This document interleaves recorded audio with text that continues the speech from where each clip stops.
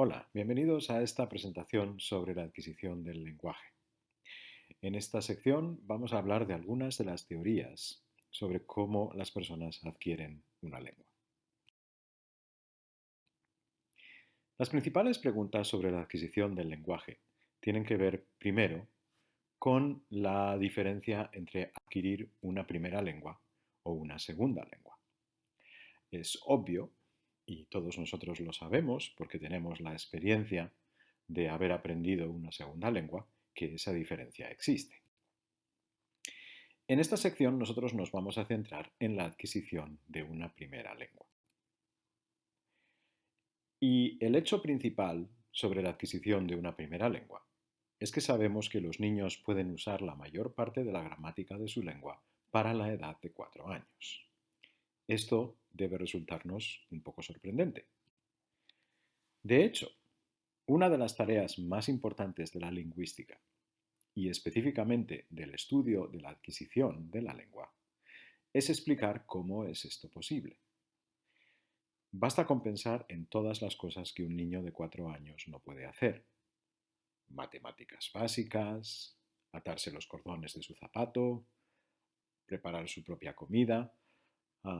Y sin embargo, los niños pueden hablar casi al mismo nivel que un adulto.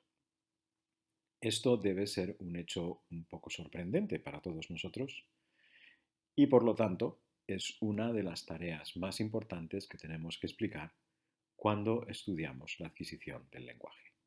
¿Cómo es posible que un niño de 4 años, que hay tantas cosas que no puede hacer, en cambio puede hablar una lengua tan bien?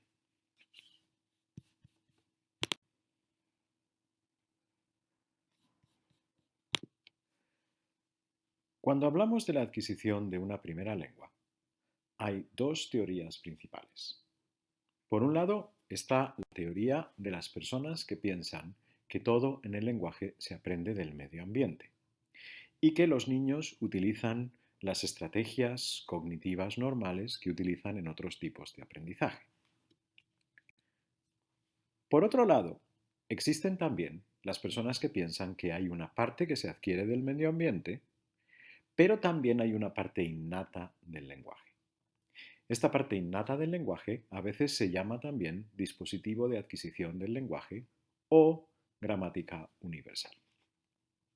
Ahora, hay una cuestión interesante. Si tenemos la opción de que todo se aprende del ambiente y tenemos la opción también de que hay una parte del ambiente y hay otra parte innata, existe una tercera posibilidad. Pero no hay una tercera teoría. De hecho, algunas veces se acusa a Noam Chomsky de decir que todo en el lenguaje es innato, pero esto no es verdad. Noam Chomsky nunca ha dicho que todo en el lenguaje es innato, y de hecho nadie defiende esta teoría.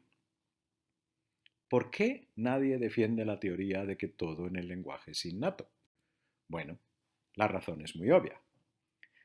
Todos sabemos que la lengua específica que cada niño adquiere depende del ambiente donde crece. Es decir, un niño que crece en China, rodeado por chino, va a adquirir chino.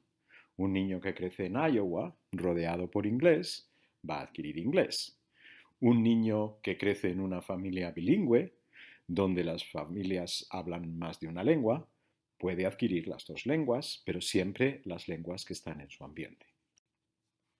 Por lo tanto, es innegable que hay una parte de la adquisición del lenguaje que depende del medio ambiente. Y por eso decimos que no existe la tercera teoría.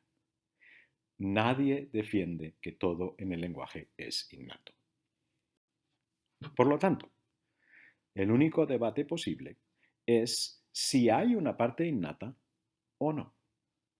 Todos reconocemos que hay una parte del lenguaje que depende del medio ambiente. Algunas teorías piensan que también hay una parte innata, mientras que otras teorías piensan que no existe ninguna parte innata.